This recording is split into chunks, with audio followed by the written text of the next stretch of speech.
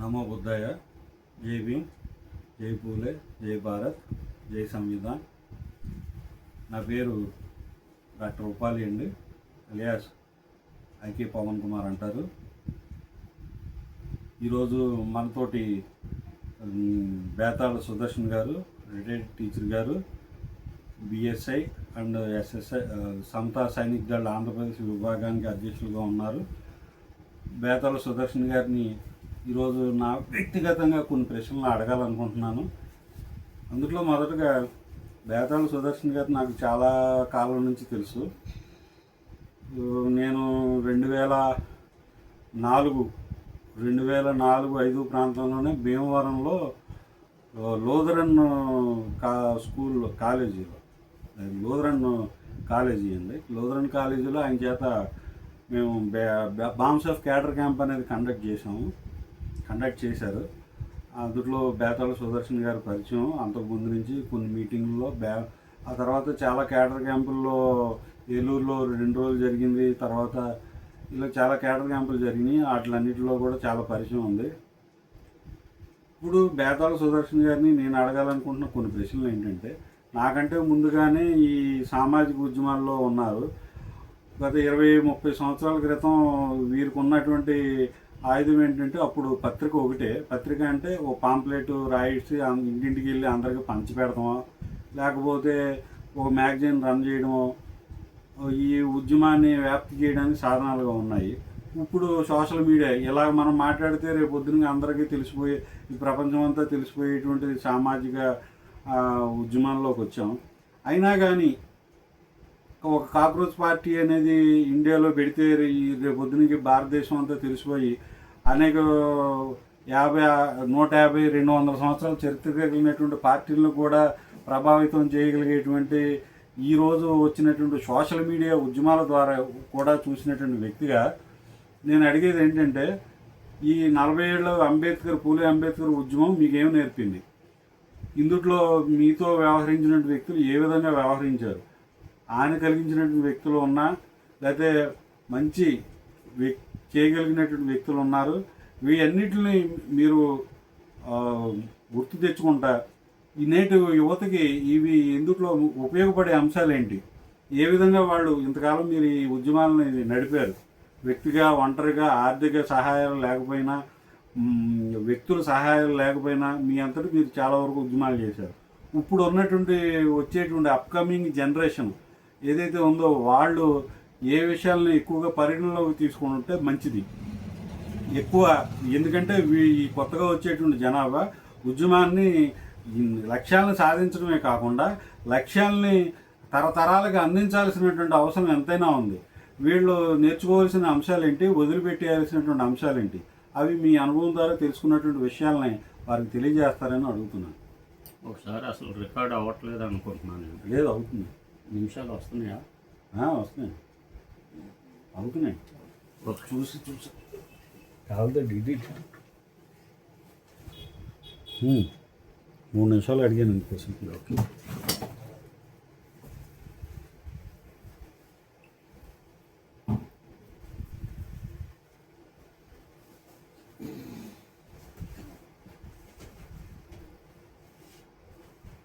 బహుజన యుద్ధబేరి YouTube వీక్షకులందరికీ నమో బుద్ధాయ, జై భీమ్.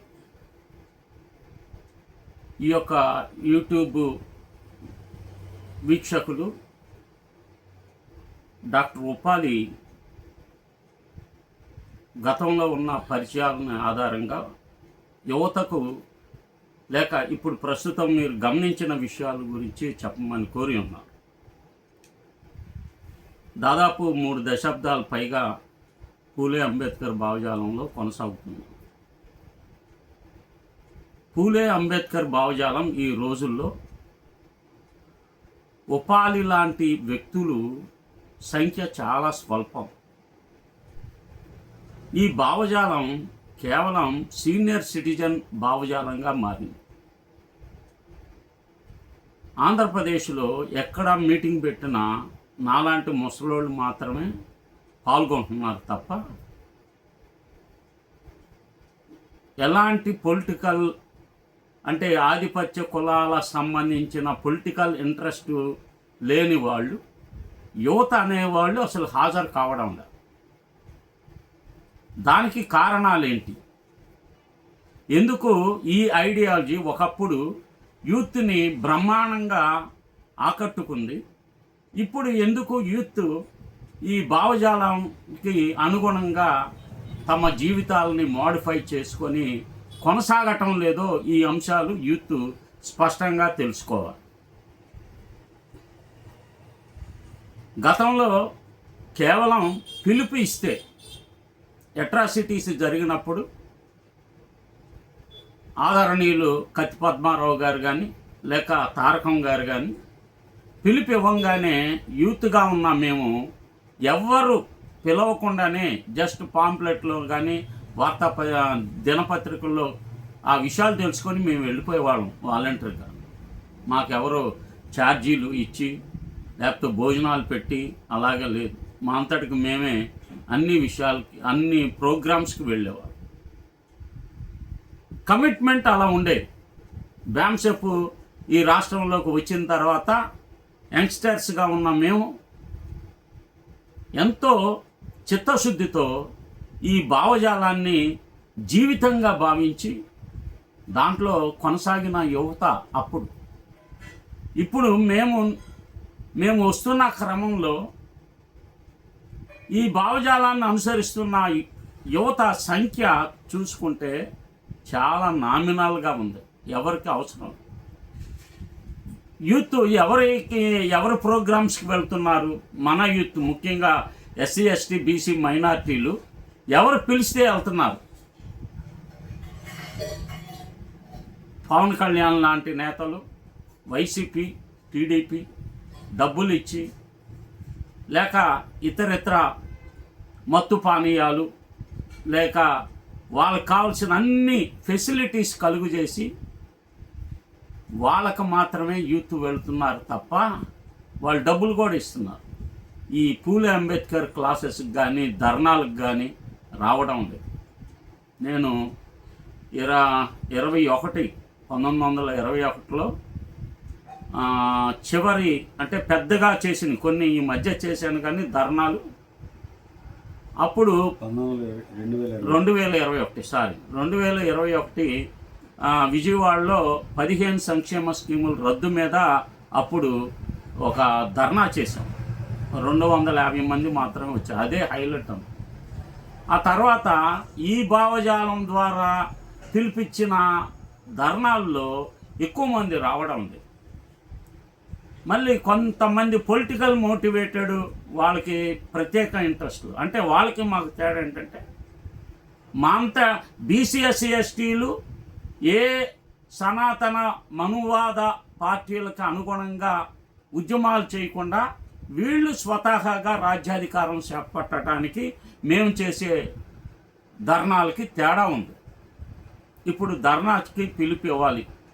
ఎందుకంటే గత ప్రభుత్వంలో, వైసీపీ ప్రభుత్వంలో 28 సంక్షేమ స్కీములు రద్దు అయినాయి. అతను ఆ సంక్షేమ స్కీములు రద్దు చేశాడనే ఈ తెలుగుదేశం పార్టీకి ఓట్లు వేశారు.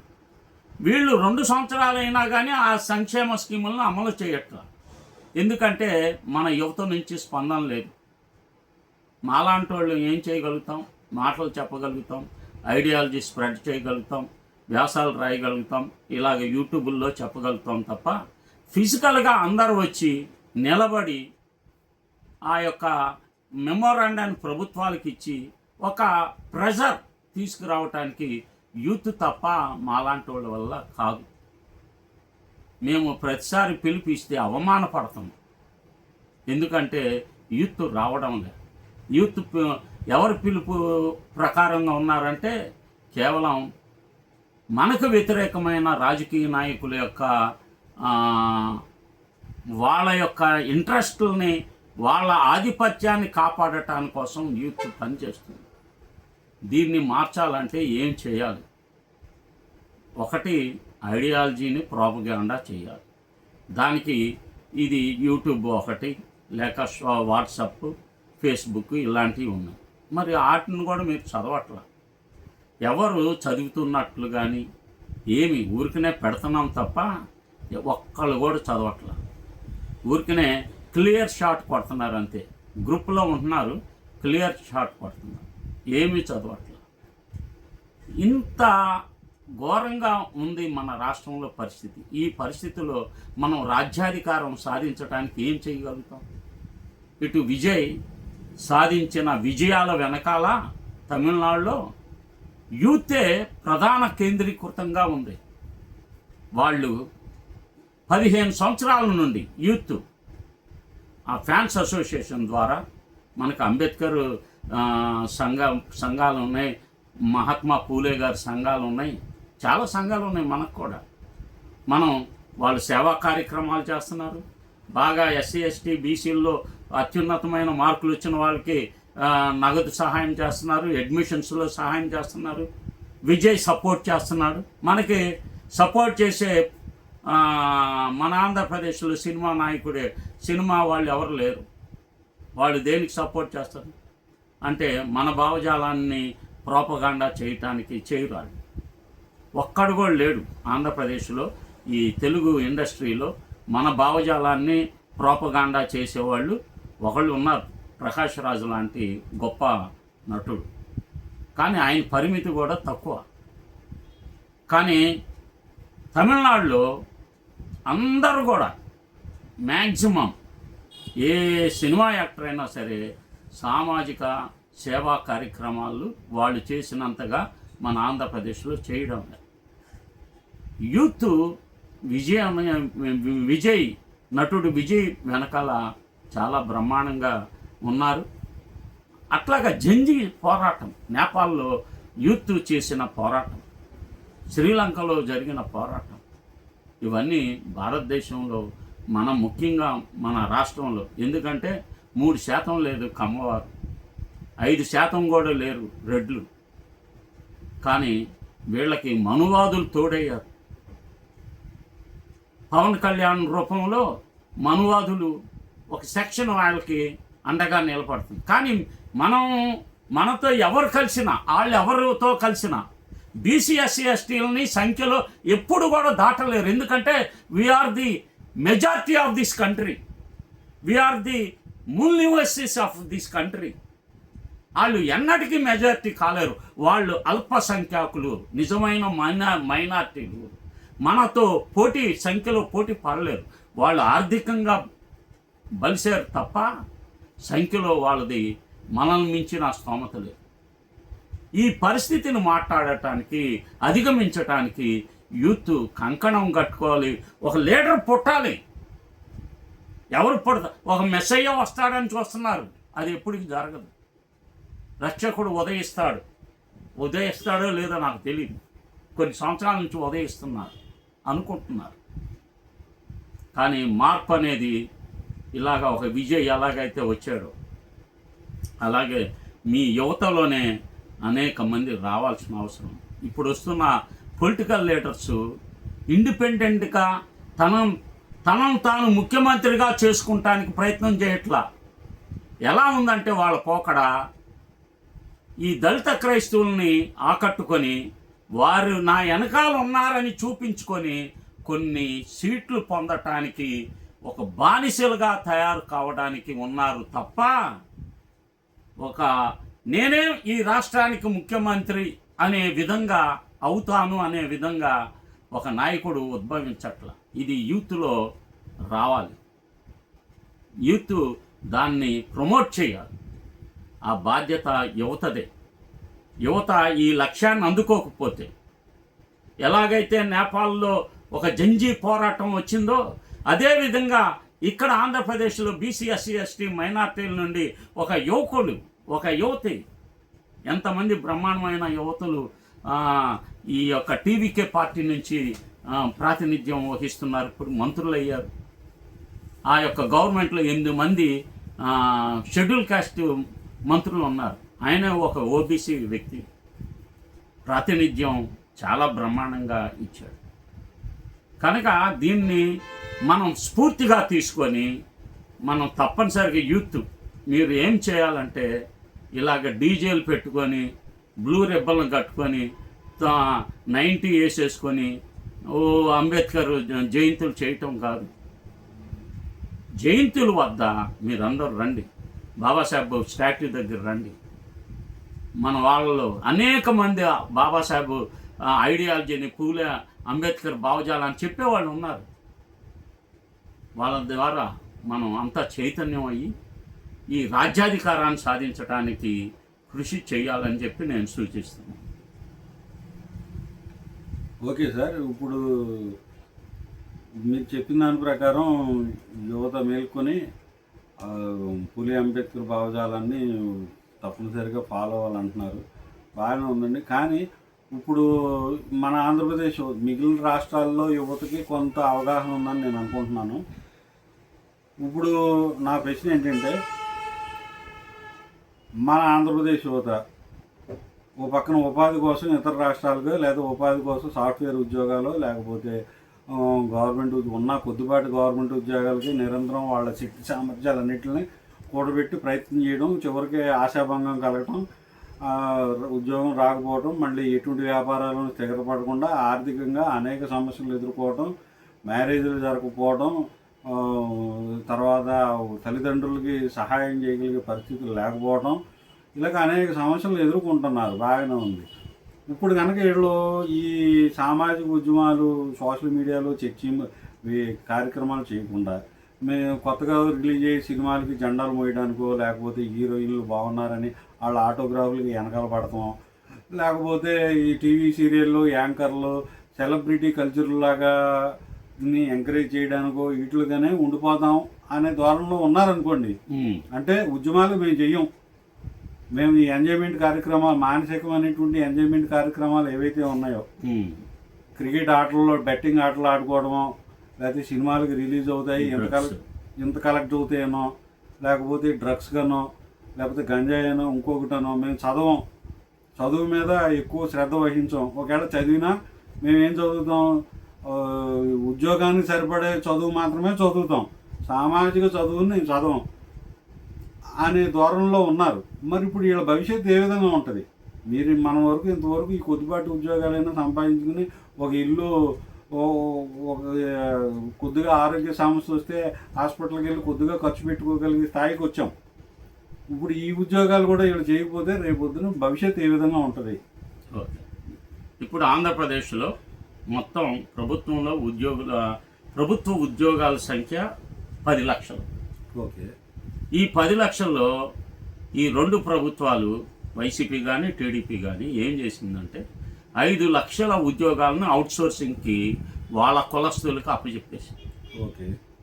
తద్వారా మన సంఖ్యను రిజర్వేషన్ ద్వారా భర్తీ కావాల్సిన సంఖ్యను తగ్గించింది. ఇటు చదవటానికి కన్వీనర్ కోటాలో సీట్ వస్తేనే స్కాలర్షిప్ ఇస్తాము, లేకపోతే మీరు ఫీజులు కట్టి చదువుకోవాలని నిర్దేశిస్తాం. లేక ఎక్కువ మంది ఇప్పుడు చదువు మీద కాన్సన్ట్రేట్ చేస్తారు. తెలంగాణ ప్రభుత్వం ఇప్పటికి కూడా రీసెర్చ్ స్కాలర్స్కి 25,000 రూపాయలు ఇస్తుంది. ఇక్కడ రీసెర్చ్ స్కాలర్స్ డబ్బులు కట్టి చదువుకోవాలి. ఆంధ్రప్రదేశ్ విడిపోయిన రాష్ట్రంలోనే ఇన్ని తేడాలు ఉన్నాయి. మన రాష్ట్రం కంటే తెలంగాణ రాష్ట్రంలో సంక్షేమ కార్యక్రమాలు భిన్నంగా ఉన్నాయి, అమల్లో ఉన్నాయి. అక్కడ కూడా సప్లాన్ నిధులు ఉన్నాయి, కానీ ఇక్కడ పూర్తిగా సప్లాన్ నిధులు సంక్షేమానికి లేకపోతే ఎడ్యుకేషన్కి ఖర్చు పెట్టట్లా.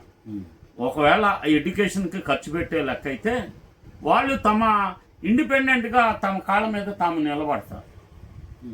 కానీ వీళ్ళు చదువు పరంగా వాళ్ళు ప్రశ్నిస్తున్నారు. ఇప్పుడు ఈ సమాజం ప్రతి అంశాన్ని ప్రశ్నిస్తుంది కనుక దీనికి కారణం ఏంటి?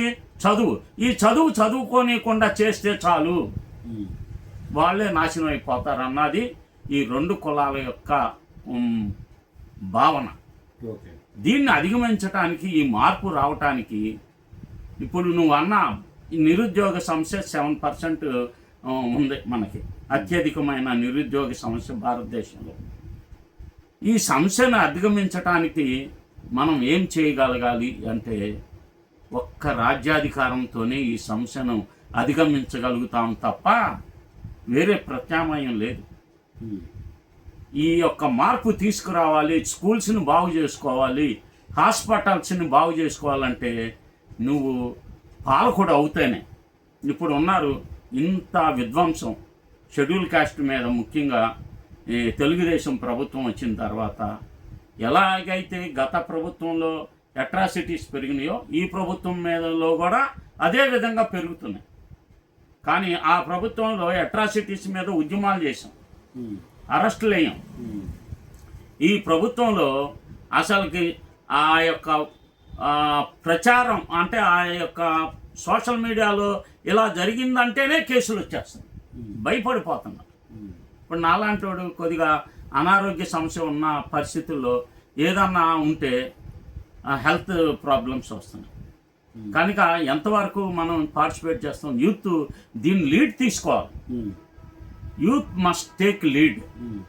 వాళ్ళు ఒక లీడ్ తీసుకోకపోతే, ఎందుకంటే వీళ్ళకేమో ఇంటలెక్చువల్స్కి ఏమున్నాయి, ప్రచారం చేసుకుంటాం, ఏదో ఒక పార్టీ తరఫున సీటు తెచ్చుకొని గెలవాలన్న ప్రచారంలో ఉన్నారు. కానీ ఈ మొత్తం ఆంధ్రప్రదేశ్ని నేను పరిపాలించాలి, మనవాళ్ళు పరిపాలించాలి, బీసీ ఎస్సీ ఎస్టీలు పరిపాలించాలన్న కోణంలో మన ఇంటలెక్చువల్స్కి లేదు. అది ఆ స్పిరిట్ వాళ్ళు లేదు. వాళ్ళు అంతా కూడా రాంగ్ స్పిరిట్, రాంగ్ ఒక చైతన్యం, బాబాసాహెబ్ అనుసరించిన విధానం వాళ్ళ దగ్గర లేదు. కనుక యూత్ దీనికి చెక్ పెట్టాలి. వీళ్ళు చేయకపోతే ఇంకా మనకి మళ్ళీ పూర్వం నాటి పరిస్థితులు, మెడకు ముంత ముడ్డికి చీపురు వచ్చే పరిస్థితులు ఈ ప్రభుత్వంలో ఉంటాయి. ఎందుకంటే అట్రాసిటీ జరుగుతుంటే కేసులు లేవు, ఎఫ్ఐఆర్లు అవ్వవు. ఎఫ్ఐఆర్లు అయినా తప్పుడుగా స్టేషన్ బెయిల్ ఇచ్చే ఎఫ్ఐఆర్లు అవుతాయి. ఏ స్టేషన్లో కూడా ఎస్సీ ఎస్టీ కేసులు పెడుతుంటే నిరుపయోగం చేస్తున్నారు, ఎందుకు పనికి రాకుండా చేస్తున్నారు. మొత్తం సిస్టాన్ని వాళ్ళు కంట్రోల్ తెచ్చేసుకొని ఈ రాష్ట్రాన్ని నాశనం చేసేస్తున్నారు. ఇంత ఘోరమైన పరిస్థితి గతంలో లేదు. కొంత బాగుండేది, వీళ్ళు వచ్చిన తర్వాత ఉద్యోగాలు లేకుండా చేశారు. మొత్తం ఇతర రాష్ట్రాల నుంచి వచ్చి వాళ్ళకే ఇక్కడ ఉన్నాయి. ఇప్పుడు మన రాష్ట్రంలో రోడ్లు వేస్తుంటే బీహార్ వాళ్ళు, రాజస్థాన్ వాళ్ళు, ఒరిస్సా వాళ్ళు వాళ్ళే ఉన్నారు వర్కర్స్ కింద. కానీ ఎక్కడన్నా కానీ మనోళ్ళు లేరు. వాళ్ళు అక్కడి నుంచి తెప్పించుకుంటున్నారు. మన వాళ్ళతో పని చేయించుకోవటం కూడా వాళ్ళకి ఇష్టం లేదనుకుంటున్నారు. చాలా ఫ్యాక్టరీలు, ఇప్పుడు జూట్ మిల్లు ఉంది, జూట్ మిల్ 2 ఎత్తేసేసారు ఏలూరులో. దీని మీద ఒక 10,000 మంది ఆధారపడి జీవించేవారు. అలాంటి జీవనం లేకుండా చేశారు ఇక్కడ. ఎలా బతుకుతారు ఈ పేదవాళ్ళు, శారీరక శ్రమ చేసేవాళ్ళు? కనుక ఈ ప్రభుత్వాలు నిర్దిష్టంగా జీవితాలని నాశనం చేస్తున్నప్పుడు ఎవరికైతే కాలులో ముళ్ళు గుచ్చుకుంటుందో వాడే దాన్ని తీసుకొని ఉపశమనం పొందాలి తప్ప, ఎవరో వచ్చి నా కాళ్ళలో ముళ్ళు తీస్తారు, దానికి ఆయింట్మెంట్ రాస్తారని అనుకొని ఉండటం మూర్ఖత్వం అవుతుంది. కనుక మత విశ్వాసాల ద్వారా ఈ సామాజిక సమస్య అధిగమించాలి. దేవుని నమ్ముకోవటం ద్వారా ఈ పాలన మారదు. నువ్వు మత విశ్వాసాలు నీకున్నాయి బలంగా, నాకు దేవుడే ముఖ్యమని, కానీ ఈ వ్యవస్థను మార్చడానికి నువ్వు ఇందాక చెప్పిన ఓటు హక్కు ఉందే, ఆ ఓటు హక్కుని నీకు నువ్వు వేసుకొని నీ పాలన నువ్వు చేసుకుంటేనే నీ సమస్యలు పరిష్కరింపబడతాయి తప్ప నువ్వు నీ ఓటు నీ వాళ్ళకి వేసుకోకుండా, నువ్వు అనుకున్న దానికి చేసుకోకుండా జగన్మోహన్ రెడ్డికి, చంద్రబాబు నాయుడికి వేస్తే నీ సమస్యలు ఏ విధంగా పరిష్కారం అవుతాయి? Ball is in your court. ఆ అవకాశం బాబాసాహెబ్ కల్పించారు, మన మహనీయులు కల్పించారు. దీని వెనకాల కొన్ని వేల ఈ ప్రచన్న యుద్ధాలు ఉన్నాయి. మన పూర్వీకుల రక్త తర్పణ వలనే, బలిదానాల వలనే మనం ఈ రోజున మనుషులుగా ఉన్నాం. దానిని నిజమైన పాలకులుగా మారకపోతే మనం నష్టపోతాం. ఈ సమస్యను మనం అర్థం చేసుకోవాలని నేను విజ్ఞప్తి చేస్తాను. Thank you sir. యువత తప్పుదారి పట్టకుండా ఏ లక్ష్యాల వైపు పయనించాలనేది ఎటువంటి ఆయుధాలను ఉపయోగించుకుని వారి సమస్యలను పరిష్కరించుకోవాలనేది మన సుదర్శన్ గారు మనకి స్పష్టంగా విజ్ఞప్తి చేశారండి. ధన్యవాదాలు. అలాగే ఈ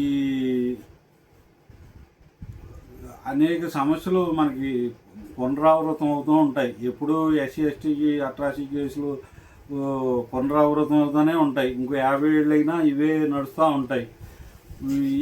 ఈ పునరావృతం అవుతూ ఉన్నటువంటి సమస్యలకి ఏ విధంగా మనం చెక్ పెట్టాలి? ఏ రోజు పేపర్ తెరిచినా ఎక్కడో చోట ఏ బాలిక ఏ 5 ఏళ్ల పాపనో రేప్ చేశారు. అది ఏ కులమైనా కానీ, ఏ మతమైనా కానీ, ఏ స్థాయి వాళ్ళైనా కానీ వాళ్ళకి న్యాయం జరగట్లేదు.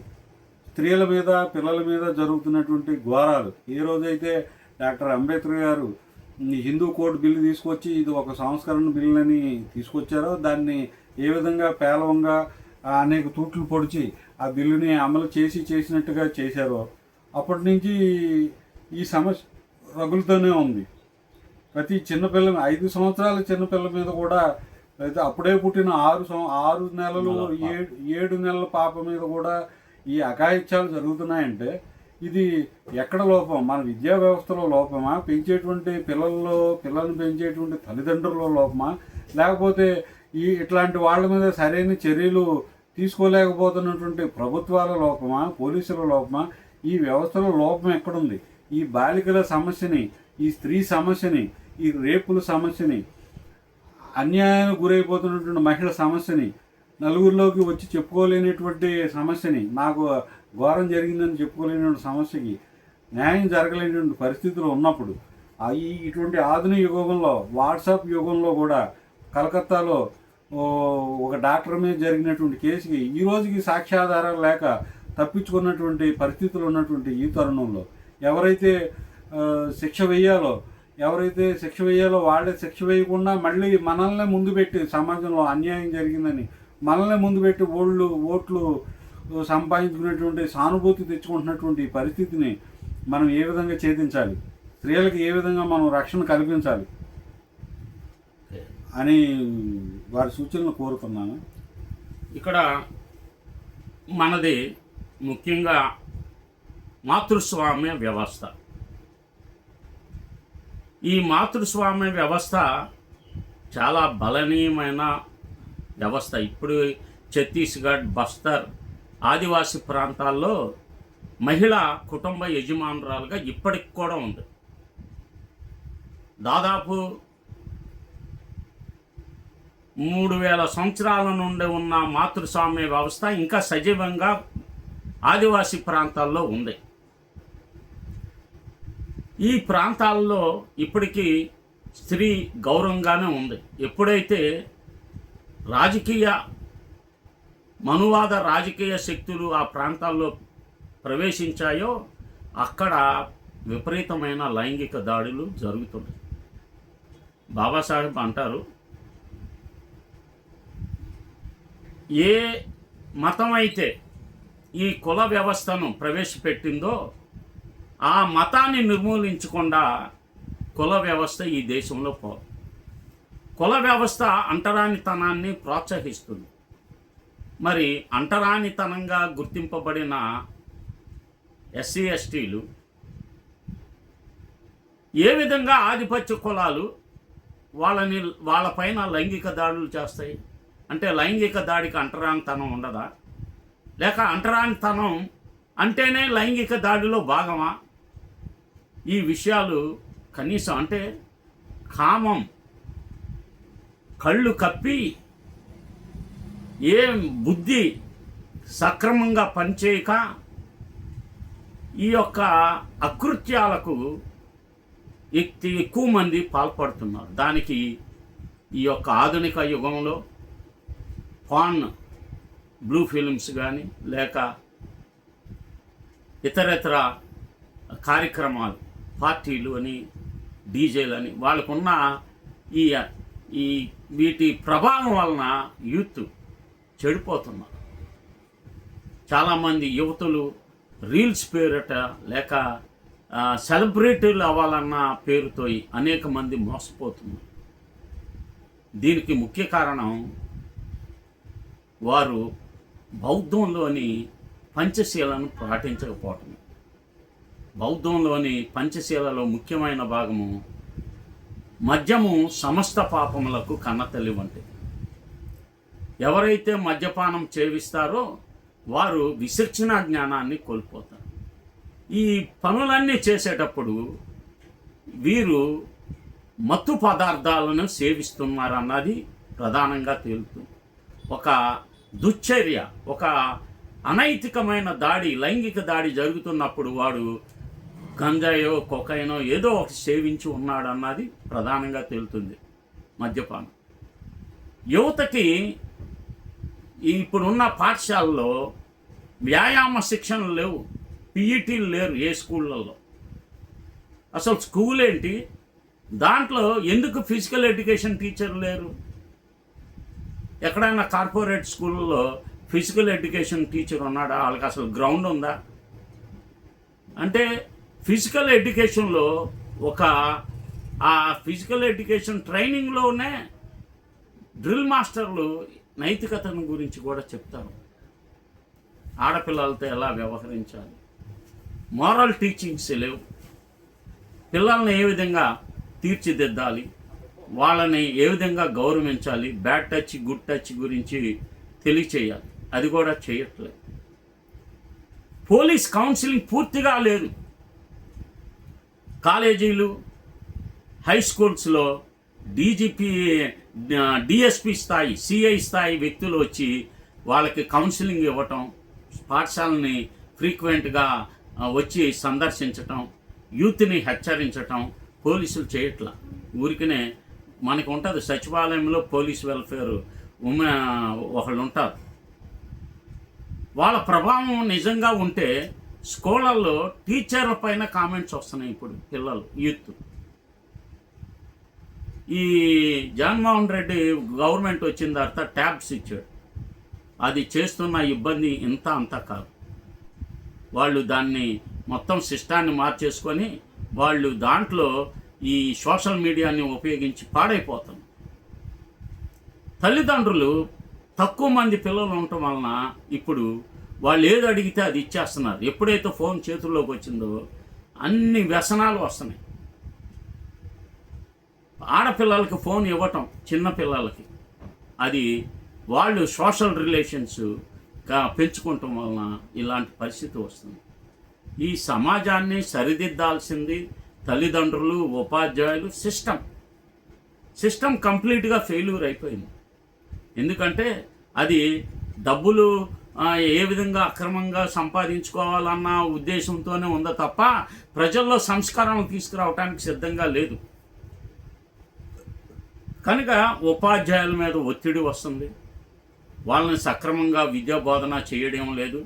స్కూల్స్ ఎప్పుడు పనిచేస్తున్నట్టు ఉండాలి కానీ ఎవరికి చదువు చెప్పకూడదన్న ధోరణిలో ప్రస్తుతం విద్యా వ్యవస్థ ఉంది. ఈ వ్యవస్థని, యూత్ యొక్క సరళని మార్చాల్సిన అవసరం ఉంది. ఈ యొక్క కనీసం మత విశ్వాసాలన్నా వీటిని సరిదిద్దుతున్నాయా అంటే అది కూడా లేదు. అది ఒక అవకాశంగా యూత్ని చెడుదారి పట్టేటట్లు కూడా చేస్తుంది. అలాంటి సంఘటనలు చాలా చోట్ల నమోదవుతున్నాయి. కనుక ఒక పరివర్తన సమాజంలో రాకుండా, ఒక నైతికతని పెంపొందించకుండా, బాబాసాహెబ్ ఒక కొటేషన్ ఉంటుంది పాపం, నాకు ఇద్దరంటే ఇష్టం ఉండదు, ఒకరు కృతజ్ఞత లేనివారు, రెండో వారు నైతికత లేనివారు. అంటే ఈ కృతజ్ఞత మన పూర్వీకులు చేసిన సామాజిక పోరాటాల వలన సాధించిన హక్కులను ఉపయోగించుకొని దాని ద్వారా లబ్ధి పొందుతూ ఇదంతా మత విశ్వాసం వలన పొందేమని చెప్పటం అనేది కృతజ్ఞత లేకపోవటం, విశ్వాసఘాతకం. రెండవది నైతికత లేనివారంటే బాబాసాహెబ్ నైతికతకి ఒక ఐకాన్, మచ్చలేని జీవితం ఇక్కడ. అట్లాంటి వ్యక్తిత్వం కలిగి ఉండి ఎకడమికల్గా నిజాయితీతో చదవగలిగితే జీవితంలో స్థిరత్వం వస్తుంది. అది ఒక మనిషికి విలువని ఇప్పిస్తుంది. దాన్ని సాధించడానికి కనుక మనం చదువుకునే విషయంలో అందరూ ఈ యొక్క ఉద్యమంలో ఉండగలుగుతారు. మనం ఆఫ్టర్ స్టడీస్ ఈ సామాజిక ఉద్యమంలో బలంగా ఉండి హక్కులు సాధించుకోవాలి. ఈరోజు యూత్ సెటిల్ అవ్వడానికి కార్పొరేషన్లు అయితే ఉన్నాయి, కానీ ఒక్క కార్పొరేషన్ కూడా ఒక్క లోన్ ఇవ్వడం లేదు. ఇది గత 10 సంవత్సరాల నుంచి కొనసాగుతున్నాయి. ఏ బీసీ కార్పొరేషన్లో లోన్లు లేవు, ఎస్సీ కార్పొరేషన్, ఎస్టీ ఎవరికి లోన్ లేవు. కానీ లోన్లు ఉన్నాయి ఎవరికంటే కమ్మ, రెడ్డి, కాపు, బ్రాహ్మణ, వైశ్య, క్షత్రియ ఈ కార్పొరేషన్కి అలాట్మెంట్ 100 కోట్ల రూపాయలు వాళ్ళకి ఇస్తున్నారు. మొత్తం అంటే సాంఘిక సంక్షేమం అంటే ఆధిపత్య కులాల సంక్షేమం కింద మారింది. సాంఘిక సంక్షేమం అంటే గతంలో ఎలా ఉండేదంటే అది బీసీ, ఎస్సీ, ఎస్టీ మైనార్టీల కొరకు సాంఘిక సంక్షేమం ఉంది. దానిని ఈ వైసీపీ అది ఆధిపత్య కులాల సంక్షేమంగా మార్చింది. దానిని తూచా తప్పకుండా ఈ కూటమి ప్రభుత్వం పాటిస్తున్నారు. ఎందుకంటే వీళ్ళిద్దరూ ఒకటే, బీజేపీ అనుంగ శిష్యులు. కుడి లెఫ్ట్ హ్యాండ్, రైట్ హ్యాండ్ ఇద్దరు. ఆ పార్టీకి 2 పార్టీలు 2 చేతులు లాంటి వారు. ఈ 3 పార్టీలని మనం వ్యతిరేకించకుండా, ఈ పాలనను అంతం చేయకుండా మన ప్రజల విమోచన దొరకదు. దానికోసం మీరు ఆలోచించాలని విజ్ఞప్తి చేస్తున్నాను. Okay sir. ఇప్పుడు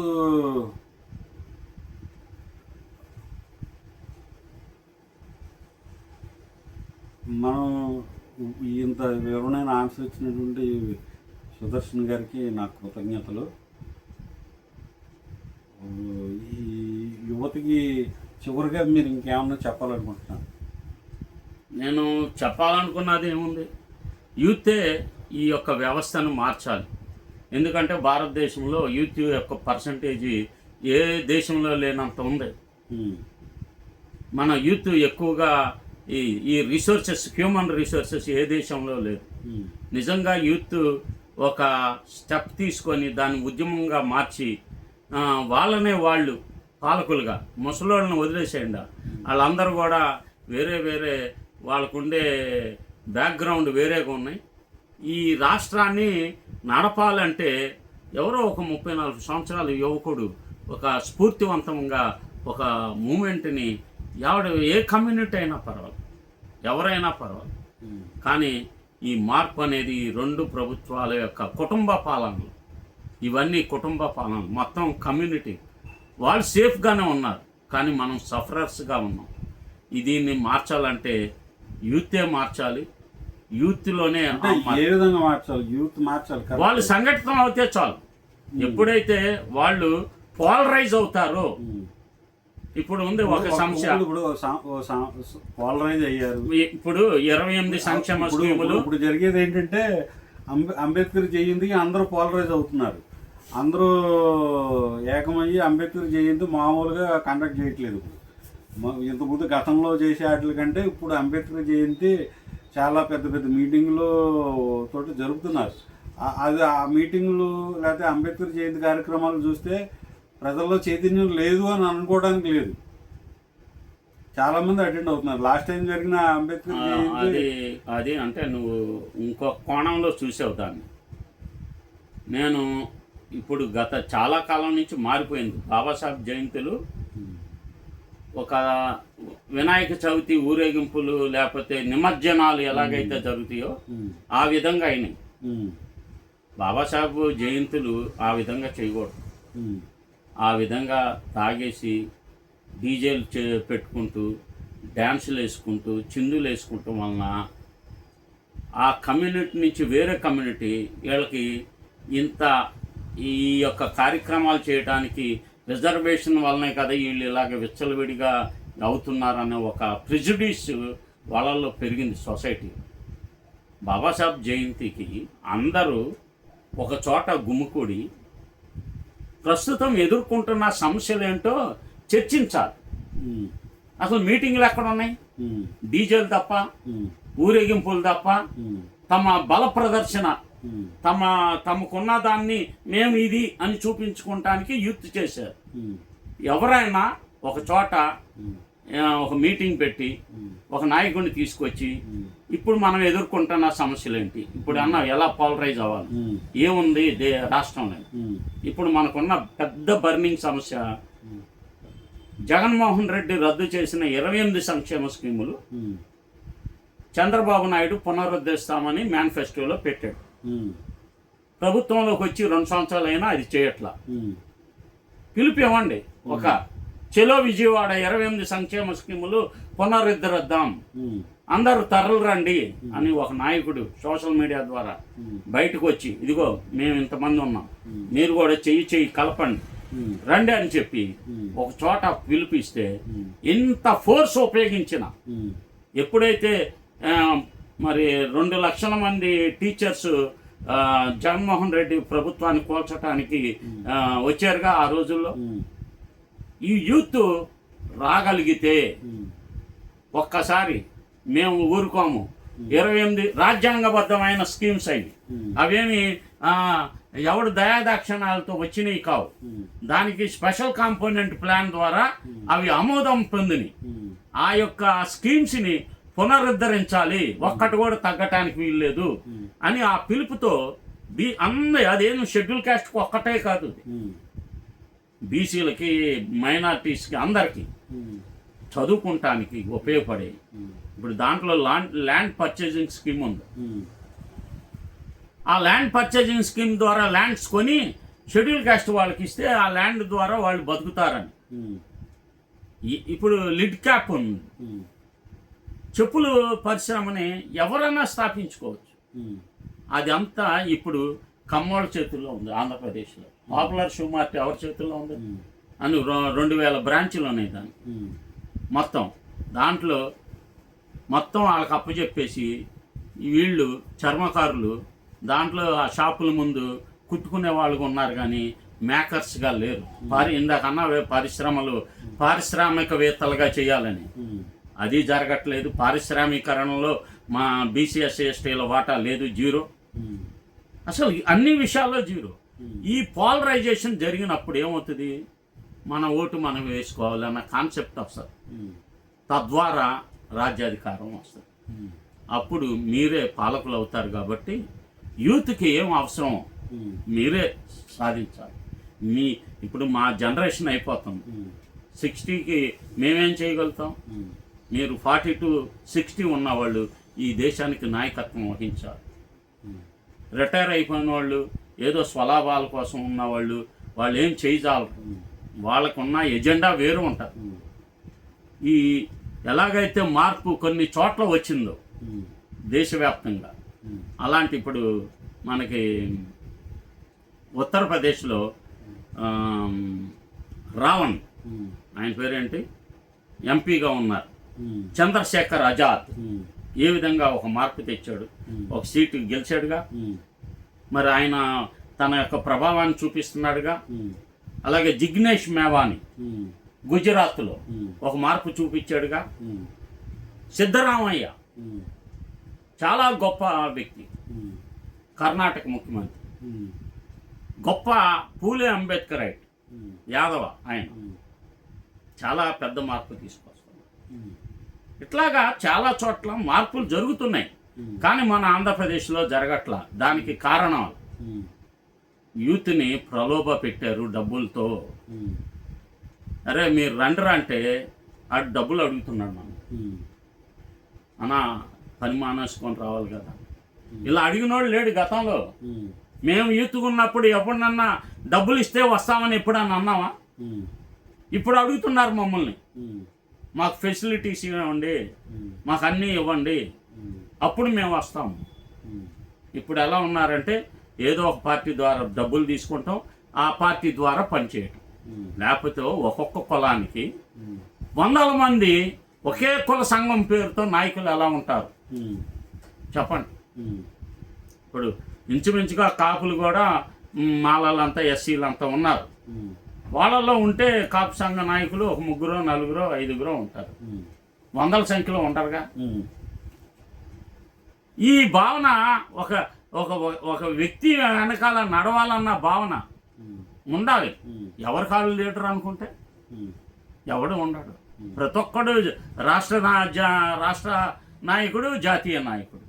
ఇలా అయితే ఎలాగా? ఇది పద్ధతి కాదు. దీనికి చర్మాంకం పలకాలి. ఇలాగ ఎవరికి వాళ్ళు లీడర్స్గా ప్రకటించుకొని మేము గొప్ప నాయకులని, మీరు నాయకత్వం వహిస్తుంది కేవలం ఈ 2 ప్రభుత్వాలని మళ్ళా ఆధిపత్యంలో ఉంచడానికి చేస్తున్న ప్రయత్నాలు తప్ప, ఈ ప్రయత్నం మీరు చేస్తున్నాయి అన్నీ కూడా వేస్ట్.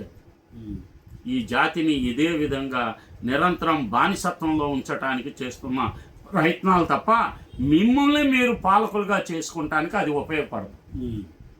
అది ఉపయోగపడనే పడదు. కనుక యూత్కి నేను తప్పనిసరిగా ఒక జంజీ పోరాటం మన రాష్ట్రంలో జరగాలి. అలాంటి వ్యాక్యూమ్ ఉంది. దీనికి సరైన నిస్వార్థమైన నాయకుడు, మంచివాడు కావాలి. కానీ చాలామంది క్యారెక్టర్ లేదు, కరప్షన్ ఉంది. దీన్ని సాధించగలిగిన మంచి నాయకత్వం యువతలో నుంచి రావాలి. వాళ్ళు దీనికి మరి యూనివర్సిటీస్లో కొన్నిసార్లు, ఇప్పుడు ఢిల్లీ యూనివర్సిటీ ఉంది, ఆ యూనివర్సిటీల్లో నాయకులు వస్తూ ఉంటారు. ఇక్కడేది ఏ యూనివర్సిటీలో నాయకులు రారు. ఈ ఆంధ్రాకి వెళ్ళి రాడు, ఆంధ్ర యూనివర్సిటీ, నాగార్జున యూనివర్సిటీ రారు. అక్కడ యూత్ ఉంటారు. వీళ్ళందరూ కలిసి ఒక నాయకుడు మంచోడు ఒకడు, వాడిని ప్రమోట్ చేయండి. ఎందుకు చేయట్లే? యూనివర్సిటీస్ నుంచి నాయకులు ఎందుకు రావట్లేదో ఆలోచించండి. ఇదివరకు వీళ్ళందరూ చంద్రబాబు నాయుడు కానీ, వెంకయ్య నాయుడు గారు కానీ, వీళ్ళందరూ కూడా వాళ్ళ సంస్థల్లో నాయకులుగా స్టూడెంట్ లీడర్స్గా వచ్చినవాడు.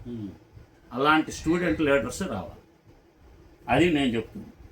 స్టూడెంట్ లీడర్స్ రావాలి. వస్తేనే అక్కడ మార్పు అనేది వస్తుంది. స్టూడెంట్స్ ఇప్పుడు అస్సాం గణపరిషత్ అని గతంలో ఉండేది, ఆయన పేరు ఏంటో ముఖ్యమంత్రి కూడా అయ్యాడు. మరి వాళ్ళందరూ స్టూడెంట్ లీడర్సే కదా. అలాగ ఎందుకు రావట్లేదు? దాన్ని చంపేసి ఈ రోజున మళ్ళీ బీజేపీ అక్కడ పాగా వేసింది. గత 3 టర్మ్స్ నుంచి అస్సాం గణపరిషత్ అని ఒకటి ఉండేది. కనుక ఆంధ్రప్రదేశ్లో యూనివర్సిటీస్ నుంచి మంచి ఒక పిహెచ్డి స్కాలరు, లేకపోతే ఎవరో ఒకళ్ళు కమిట్మెంట్ ఉన్నవాళ్ళు, లేదా మన రాష్ట్రంలో ప్రస్తుతం వర్క్ చేస్తున్న సివిల్ సర్వెంట్ ఎవడన్నా ఒకళ్ళు బీసీఎస్సీ ఎస్టీల్లో, ఇదిగో నేను ఉద్యోగం మానేసేసి లేదా కొంతకాలం సెలవు పెట్టుకొని వీటిలో పాల్గొంటున్నామని ఎలాగోలా వచ్చి ఒక మార్పుని క్రియేట్ చేయాలి. అలాగ చేయగలిగితేనే ఈ రాష్ట్రం సుభిక్షంగా మళ్ళా ఆంధ్రులు, ఆది ద్రావిడులు, ఆది భారతీయులు, మూల భారతీయులు పైకి వస్తారు. వాళ్ళు తమ పాలన తాము చేసుకుంటారని నేను ఎన్నో ఆశలతో ఉన్నాను. నేను చనిపోయేలాగా ఈ యొక్క స్థితికి వస్తుందో లేదో కూడా నాకు తెలియదు. కానీ నాకైతే ఆశ ఉంది, మనలో ఎవరో ఒకడు మహానుభావుడు వస్తారు. ఇప్పుడు మాన్యవర్ బాబాసాహెబ్ తర్వాత మాన్యవర్ కాన్షీరామ్ వచ్చారు, మళ్ళీ గ్యాప్ వచ్చింది. ఈ యొక్క మన పని మనం చేస్తూ ఉండాలి. ఎవరో ఒకళ్ళు వస్తారని ఎదురు చూస్తున్నాం. ఎటు తిరిగి మా వెనకాల రావట్లేదు కదా మీరు. కనుక మీ నుంచి అయినా, యూత్ నుంచి అయినా సరే మీరు సరైన నాయకత్వాన్ని ప్రమోట్ చేయండి. డబ్బులు ఇస్తేనే మేము ఈ పని చేస్తామన్నది పెట్టుకుంటే అది సాధించదు. జంజీ పోరాటం అలాగ జరగల ఎక్కడ. వాళ్ళంతటికి వాళ్ళు ఇప్పుడు ఈ కాక్రోచ్ జనతా పార్టీ వచ్చింది. ఒకే రోజు ఒక వితిన్ అవర్స్లోనే అవి 1000 మంది దానికి అనుకూలంగా మారిపోయారు. కనుక ఆ అంశాలని పరిగణలోకి తీసుకొని ముందుకు వెళ్ళాలని చెప్పి భావిస్తున్నాం. గురించి అంటే మనకి ఇప్పుడు దాకా సుదర్శన్ గారు సూచించినటువంటి దాంట్లో నేను గ్రహించింది ఏంటంటే, ఈ యువత వ్యక్తిగత ప్రయోజనాలకి ఎక్కువ ఇంపార్టెన్స్ ఇవ్వకుండా సంఘ ప్రయోజనాలకి, సంఘానికి లబ్ధి చేరే ప్రయోజనాలకి ఉద్యమం. ఇప్పుడు టీచర్లు పోరాటం చేస్తారు, ఎందుకు చేస్తారు? వాళ్ళ వ్యక్తిగత ప్రయోజనాల కోసం చేస్తారు. అట్లాంటి వ్యక్తిగత ప్రయోజనాలకి ఎక్కువ మంది జనాలు గ్యాదర్ అవుతారు, సొంత డబ్బులు కూడా ఖర్చు పెట్టచ్చు, కాదనట్లేదు. అది చేయకూడదని కాదు మా ఉద్దేశం. వ్యక్తిగత ప్రయోజనాల కంటే సంఘ ప్రయోజనాలకే ఎక్కువ ఇంపార్టెన్స్ ఇవ్వాలి. అందులో మనం లబ్ధిదారులు అవుతామో అవ్వమో మనకు తెలియదు. ఇప్పుడు రిజర్వేషన్ పోరాటాలు మేము ఇంతసేపు కూర్చుని మాట్లాడుతున్నాం. ఇందులో నేను కానీ మా పిల్లలు కానీ సుదర్శన్ గారు కానీ ఆయన పిల్లలు కానీ ఇందులో లబ్ధిదారులు అవుతామో అవమో మాకు తెలియదు. మా పిల్లలు రిజర్వేషన్లో సీట్లు తీసుకుని గవర్నమెంట్ ఉద్యోగాలు సంపాదిస్తారో మాకు తెలియదు. కానీ మన సంఘానికి మన సంఘాన్ని తెలుసుకుని గ్రహించుకుని మన సంఘాన్ని లాభపడాలి కాబట్టి ఖచ్చితంగా ప్రతి వ్యక్తి లాభం ఉన్నా లేకపోయినా సంఘ ప్రయోజనాల కోసం పోరాటం చేయాల్సింది. నేను ఈ విషయాన్ని ఎంతటితోటి వ్యక్తిగత ప్రయోజనాలకి కాకుండా సంఘ ప్రయోజనాలకి, తద్వారా దేశ ప్రయోజనాలకి ఎక్కువ ఇంపార్టెన్స్ ఇవ్వాలని, దానిలో వారి యొక్క ఆర్థిక శారీరకమైనటువంటి మానసికమైనటువంటి చదువుపరమైనటువంటి విలువైన అంశాలను ఈ సోషల్ మీడియాని వినియోగించుకుంటూ ఈ చిన్న ప్రయత్నానికి మేము సుదర్శన్ గారు నేను కానీ ఈ ప్రయత్నం చేస్తూ ఈ వీడియోలు చేస్తున్న దానికి కామెంట్ల రూపంలో మీ అభిప్రాయం తెలియజేయవలసిందిగా కోరుతున్నాం. Thank you. జై భీమ్, జై భారత్, నమో బుద్ధ. నమో బుద్ధ.